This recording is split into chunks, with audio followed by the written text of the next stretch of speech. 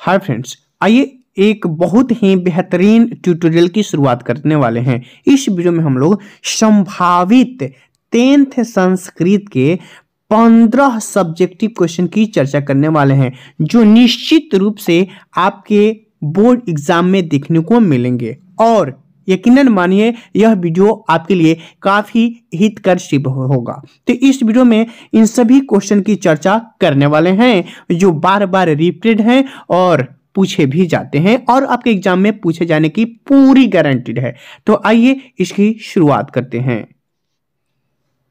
पहला प्रश्न है, पाटलिपुत्र वैभवम पाठ के आधार पर पाटलिपुत्र का 5 वाक्यों में परिचय दें।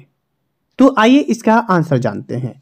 राजशेखर रचित काव्य मीमांसा, राजशेखर ने किसकी रचना की है? काव्य मीमांसा में। उससे हमें जानकारी मिलती है कि पाटलिपुत्र शिक्षा का एक प्राचीन केंद्र था। यहाँ संस्कृत के अनेक विद्वान हुए। पाणिनि, पिंगल, वररुचि तथा पतंजलि की परीक्षा यहाँ ली गई थी और यहीं उन्होंने ख्याति यानी कि प्रसिद्धि प्राप्त की थी। यहाँ संग्रहालय, गोलघर, जैविक उद्यान यानी चिड़ियाघर आदि दर्शनीय स्थल हैं। चंद्रगुप्त मौर्य के समय यहाँ की शोभा तथा रक्षा व्यवस्था उत्कृष्ट थी। अशोक के समय में भी यह बहुत समृद्ध थी। नेक्स्ट क्वेश्चन है, अलस कथा पाठ के आधार पर लेखक के विचार स्पष्ट कीजिए। तो अलस कथा पाठ में लेखक विद्यापति, अलस कथा पाठ किसके द्वारा रचित है? तो विद्यापति द्वारा। उन्होंने अपने विचार को स्पष्ट करते हुए कहते हैं कि आलसी व्यक्ति बिना परिश्रम किए हुए जीवन व्यतीत करना चाहता है। कारुणिक और दयालु व्यक्तियों के बिना वह अपने को मौत से भी नहीं बचा पाता है। मतलब कि आलस्य किसके समान है? शत्रु के समान है। अगला प्रश्न है, संस्कृत साहित्य लेखिका पाठ से हमें क्या शिक्षा मिलती है? तो संस्कृत साहित्य लेखिका पाठ से लेखक का स्पष्ट संदेश मिलता है कि महिला और पुरुष दोनों के योगदान से ही समाज की गाड़ी चलती है। साहित्य में भी दोनों का समान महत्व है। इस पाठ में यमी, अपाला, उर्वशी, इंद्राणी, मैत्रेयी, विजयांका एवं क्षमाराव जैसी प्रसिद्ध विदुषी लेखिकाओं की चर्चा किया गया है।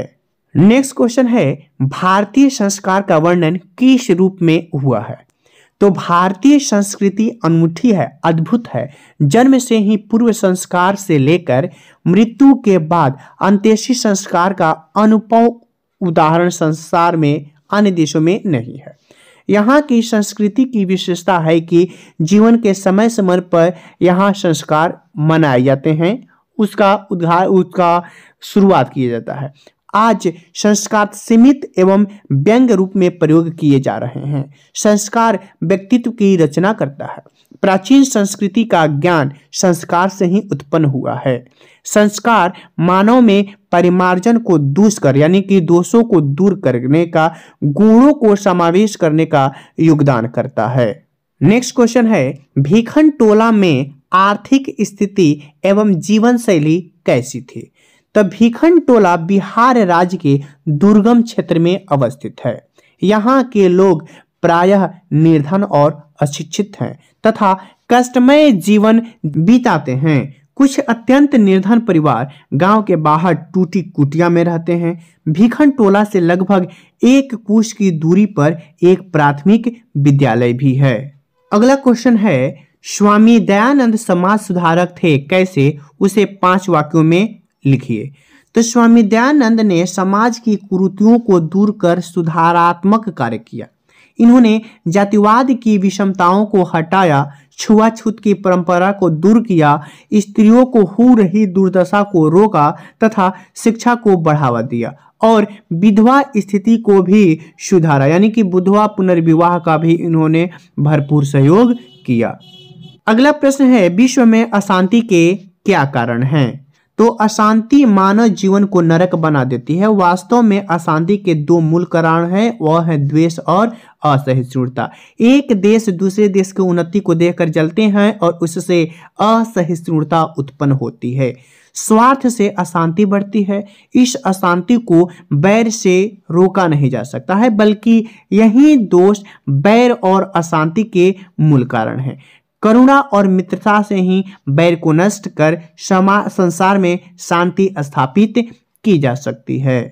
अगला प्रश्न है, भारत महिमा पाठ के आधार पर भारत की विशेषताओं का उल्लेख करें। तो भारत महिमा पाठ में भारत की विशेषताओं का वर्णन करते हुए कवि कहते हैं कि यह भारत भूमि जो है सदैव पवित्र और ममतामयी रही है। यह धरती विशाल स्मरणीय रूप वाली, शुभ स्वरूप और बहुत सुंदर ऐश्वर्य वाली है। यह भारत भूमि सागर, वन, पर्वत, झरना से बहती हुई नदियों से सदा सुशोभित रही है। नीति 16 का पाठ के आधार पर नराधम के लक्षण क्या है बताइए।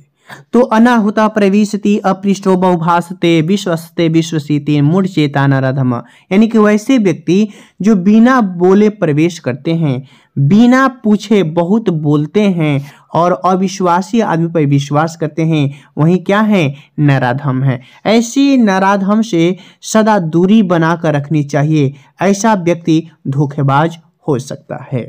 अगला प्रश्न है, कर्णस्य दान वीरता पाठ के नाटककार कौन है और कर्ण किनका पुत्र था और इंद्र को दान में क्या दिया।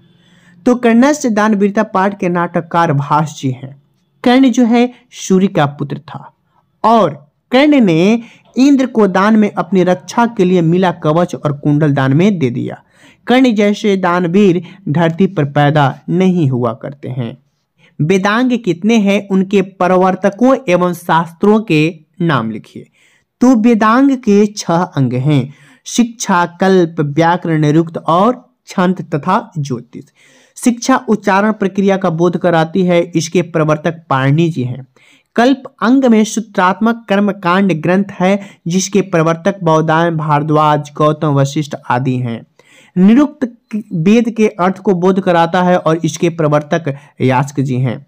और छंद अंग सूत्र ग्रंथ है, जिसके प्रवर्तक पिंगल जी हैं तथा ज्योतिष अंग के प्रवर्तक लगधर ऋषि हैं।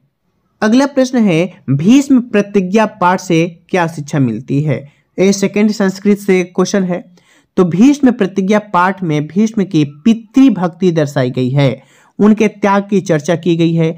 पिता के मन को सुखी रखने के लिए आजीवन राज सिंहासन का त्याग एवं आजीवन ब्रह्मचर्य धर्म निर्वहन का व्रत लेना बहुत ही कठिन कार्य है, लेकिन पिता सुखी रहें इसके लिए देव व्रत को यह कार्य सरल लगा। अतः प्रेरणा मिलती है कि माता पिता ही सर्वोपरि हैं, साथ ही त्याग के लिए संकल्प शक्ति आवश्यक है। अगला प्रश्न है, असहिष्णुता के कारण एवं निवारण बताइए। तो एक देश दूसरे देश की उन्नति को देखकर जलते हैं और उससे असहिष्णुता उत्पन्न होती है। विश्व में शांति स्थापित करने के लिए असहिष्णुता को समाप्त किया जा सकता है। अगला प्रश्न है, किस कारण से मंदाकिनी नदी का जल कलुषित हो गया था। तो हिरणों के ग्रुप द्वारा पिए गए जल क्या हो गए हैं, गंदे हो गए हैं, जो मन को मोहित करने वाले तीर्थों के प्रति प्रेम को जगा रहे थे। अर्थात वहां की रमणीयता, पवित्रता एवं प्रकृति सौंदर्य को देखकर मेरे मन के प्रेम को, रस को क्या करने लगते हैं, संचार करने लगते हैं। और मंदाकिनी वर्ण पाठ में श्री राम सीता जी को संबोधित किए हैं और किन किन नामों से संबोधित किए हैं, ये भी क्वेश्चन आपसे पूछा जाता है। मध्यकाल में भारतीय समाज क्यों दूषित हो गया था। तो मध्यकाल में अनेक कुरीतियां फैली हुई थी, जिसके कारण भारतीय समाज दूषित हो गया था। उन पुरानी कुरीतियों में छुआछूत, मूर्ति पूजा, स्त्री शिक्षा का अभाव, धर्म कार्यों में आडंबर, जातिवाद, विधवाओं को निंदित स्थिति आदि कुरीतियां भारतीय समाज में फैली हुई थी, जिसे प्राचीन मध्यकाल समाज जो था वो दूषित हो गया था। उम्मीद करते हैं ये सभी क्वेश्चंस आप रिवीजन कर लिए होंगे और अच्छे से तैयारी कर लिए होंगे। तो मिलते हैं अगली वीडियो में, तब तक के लिए धन्यवाद।